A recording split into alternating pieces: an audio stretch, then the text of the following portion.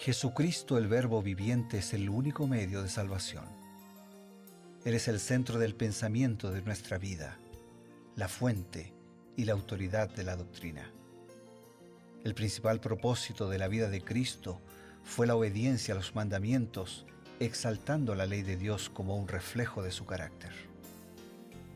El principal mensaje a ser predicado en el mundo, basado en Apocalipsis 14, está representado por 3 ángeles llevando el Evangelio eterno al mundo entero. Este mensaje se basa en los encantos inigualables de Cristo y declara que la hora del juicio ha llegado y llama a obedecer los mandamientos de Dios. Mediante su palabra, Dios ha comunicado a los hombres el conocimiento necesario para la salvación. Las Santas Escrituras deben ser aceptadas como dotadas de autoridad absoluta y como revelación infalible de su voluntad.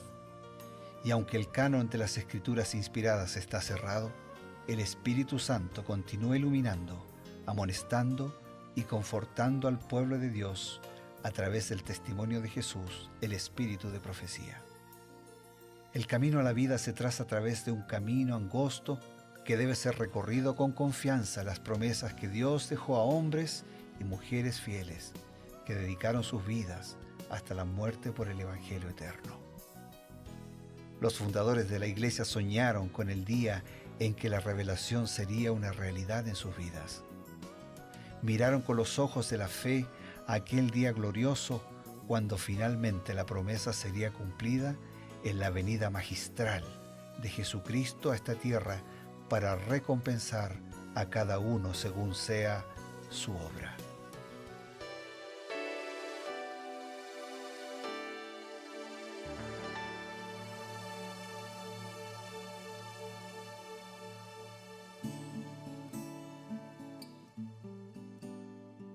Apreciados amigos, estamos ya para comenzar su programa Creed en sus profetas. Cada día tenemos la oportunidad de separar unos minutos para dedicarnos al estudio, a la reflexión de la palabra de Dios, un contenido especial que no solamente son 66 libros de las Sagradas Escrituras, sino que hay algo más. El contenido tiene que ser medido por la capacidad que Dios le ha colocado a la palabra de transformar la vida, transformar el corazón y la mente de una persona. Cada uno de estos libros tiene esa capacidad porque fue originado en la mente de Dios y al ser aplicados sus principios tienen ese poder. Y además, para poder entender con profundidad, Dios ha permitido tener el espíritu de profecía, que es el mismo espíritu que dirigió a los profetas de la antigüedad y que fue manifestado en la persona de Elena White. Tenemos ahora ya para comenzar listo el programa y deseamos saludarlos con mucho cariño junto al pastor Bruno Razo. Así es, Pastor Eber, muchas gracias, gracias a Dios, gracias amigos, gracias hermanos por acompañarnos, por convocarnos diariamente, por el interés, por la necesidad de crecer juntos profundizando el mensaje del Señor. Hoy nos detenemos en Isaías capítulo 43 y algunos mensajes seleccionados de este capítulo. Este capítulo es completamente dedicado a hablar y presentarnos a Dios como el único Redentor. Y entonces, justo al empezar el capítulo, dice, así dice Jehová, Creador tuyo, oh Jacob, formador tuyo, oh Israel, no temas, porque yo te redimí. ¿Qué significa que Dios nos haya redimido? ¿Qué significa cuando decimos que Jesús es nuestro Redentor? Es una muy buena pregunta, porque por lo general nosotros pensamos en Dios como el Creador, el sustentador, pero ¿qué es eso de Redentor? Redimir, pagar una deuda, ¿no? Vamos a ver exactamente cómo lo dice Elena de White en el libro Nuestra elevada vocación, página 44. Todo hombre y mujer ha recibido el rescate pagado por Jesús. No sois vuestros, habéis sido comprados por precio con la preciosa sangre del Hijo de Dios. El pecado conduce a la muerte. La paga del pecado es la muerte. Pero así como Pablo dice que la paga del pecado es la muerte, ¿por qué? Porque el pecado es separación de Dios. La criatura se separa del Creador. Unidos al Creador tenemos vida. Separados del Creador, separados de la vida, no tenemos vida, porque solo hay vida unidos a Él. Eso es el pecado. Pecado es separarse de Dios, por eso el pecado produce muerte. Pero por el otro lado, Pablo dice, pero el don, el regalo, la dádiva de Dios es vida eterna en Cristo Jesús, Señor nuestro. El pecado abre una brecha y genera una deuda que hay que pagar. Y Pedro dice, no es con plata que se paga, no es con oro. ¿Con qué se paga? Con la sangre preciosa del Hijo de Dios. ¿Por qué? ¿Por qué se paga con sangre? Porque quien pudiera saldar mi deuda del pecado tenía que reunir dos condiciones. Primero, ser Dios, tener vida propia para ponerla en lugar de otros. Y en segundo lugar, tenía que tener una vida sin pecado. Y Jesús reúne las dos condiciones, vida propia porque es Dios y vida sin pecado porque vive como hombre de manera impecable. Por esas dos condiciones, Él puede pagar mi deuda.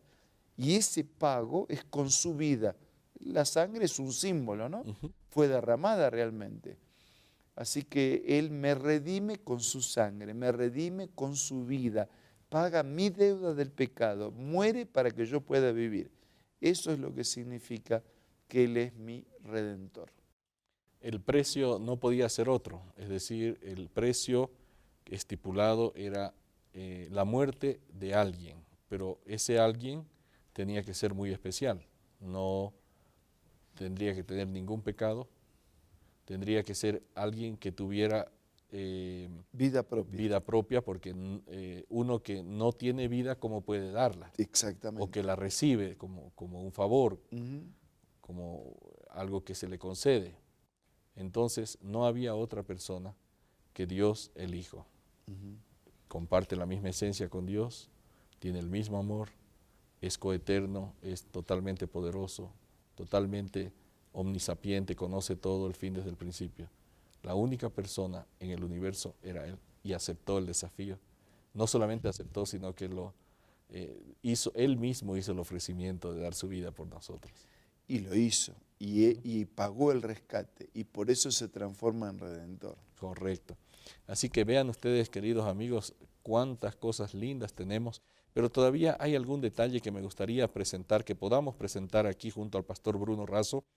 El versículo 7 dice, todos los llamados de mi nombre, para gloria mía los he creado, los formé, los hice, somos del Señor. Ahora, ¿cómo reconocemos que la vida es del Señor y qué peligro hay en no hacerlo? En el libro A fin de conocerle, Elena de White escribió, nuestra vida es del Señor y está revestida de una responsabilidad que no comprendemos plenamente. Las hebras del yo están entretejidas en la trama y esto ha deshonrado a Dios.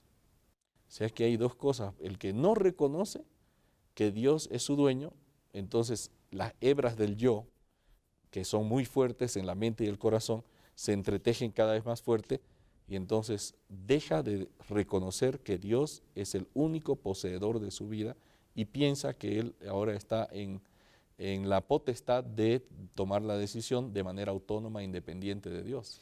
Claro, y entonces su enfermedad, que tenía remedio, que tenía tratamiento, que tenía médico, se transforma en incurable y mortal. Porque si yo no reconozco mi enfermedad, no voy a aceptar ni el tratamiento, ni el médico, ni el remedio. Entonces yo tengo que reconocer mi necesidad de esas hebras del yo que se entretejen en nuestra experiencia. No necesito, ¿no? Yo no necesito de Dios. Y la religión para muchos es eso, ¿no? Es algo para el viejito, para la mujer que está sufriendo. O para el ignorante. Para el ignorante, para el niñito, el que tiene un estudio, el que tiene una preparación, el que tiene una formación, el que sabe cómo arreglarse, no necesita. Así es. Y eso es lo que nos destruye. Lo que nos destruye es impedir la intervención de Dios, que podría resolver definitivamente nuestro problema del pecado. Interesante que la cita es corta pero contundente, ¿no? Pone en un mismo plano de comparación. Por un lado, nuestra vida es del Señor. Y al aceptar, está revestido de una gran responsabilidad. Y por el otro lado, aquel que no reconoce que Dios es su dueño, dice, no, es mi vida, hago lo que quiero, y las hebras del yo se van reforzando al punto de que deshonra a Dios por completo. Es un gran peligro, entonces, no tomar la posición por reconocer la soberanía y el derecho que Dios tiene sobre nuestra vida. Sí, es un peligro mortal, porque estoy cerrando la puerta al único que podía resolver mi problema. Qué triste. Realmente, vean ustedes, amigos, tenemos el remedio, tenemos al mejor médico, tenemos el mejor tratamiento, pero la persona que considera que no necesita nada de eso, se pone en un terreno tan peligroso porque no recibirá ninguna de estas cosas ni podrá recibir la ayuda que necesita de manera desesperada. Mientras reflexionamos en esto que es tan importante, vamos a aprovechar algunos instantes para ofrecerles consejos que son necesarios para la literatura que usted tiene que leer, las obras del Espíritu de Profecía, y que puede conseguirlas en una librería cercana allí en su ciudad. Vamos entonces y enseguida retornamos. Hola, ¿sabes dónde encontrar verdadero poder? Descubrámoslo juntos en esta cita. Desde el punto de vista mundanal, el dinero es poder, pero desde el punto de vista del cristiano, el amor es poder. Hay fuerza intelectual y espiritual involucrada en este principio. El amor puro tiene eficacia especial para hacer bien y no puede hacer sino bien. Impide la discordia y el sufrimiento y produce la más genuina felicidad. La riqueza ejerce con frecuencia una influencia para corromper y destruir. La fuerza es poderosa para causar daño, pero la verdad y la bondad son propiedades del amor puro. Esta cita la encuentras en el libro Testimonios Selectos en el tomo 3, escritos por Elena White. Te invito a que descargues la aplicación del App Store o del Play Store. También te invito a que visites la página www.editorialaces.com.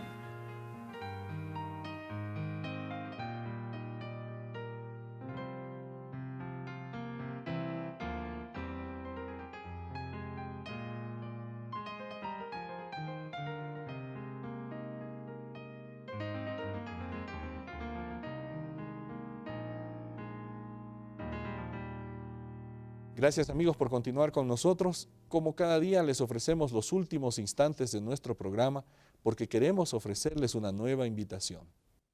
Solo recordar aquella conocida declaración del apóstol San Pablo cuando dijera que ya no vivo más yo, mas vive Cristo en mí. Y lo que ahora vivo, lo vivo en la fe del Hijo de Dios, el cual me amó y se entregó a sí mismo por mí. Entonces, que esta pueda ser nuestra experiencia, que despojados totalmente de nuestro yo, seamos la posesión valiosa de nuestro Señor y que lo que vivamos, lo vivamos por ese que tanto me amó, que se entregó a sí mismo por mí. Ahora vamos a orar. Querido Dios, te pedimos que nos despojes de nuestro yo, de nuestro egoísmo, y que nos llenes de Jesús, de tu gracia, de tu poder, actuando en nuestra vida. Que podamos vivir para agradar a aquel que nos llamó de las tinieblas a la luz admirable del Evangelio. Que podamos reconocer, felices y fieles, que somos tu propiedad. Agradecidos, oramos en el nombre de Jesús. Amén. Amén. Esto ha sido Creed en sus profetas. Nos encontramos el día de mañana a través de Nuevo Tiempo, la señal de esperanza. Mientras eso ocurre, los invitamos a poder continuar su caminata diaria, estudiando la palabra de Dios, disfrutando de la programación de Nuevo Tiempo, y entonces podremos encontrarnos, Dios mediante, el día de mañana. Será hasta entonces.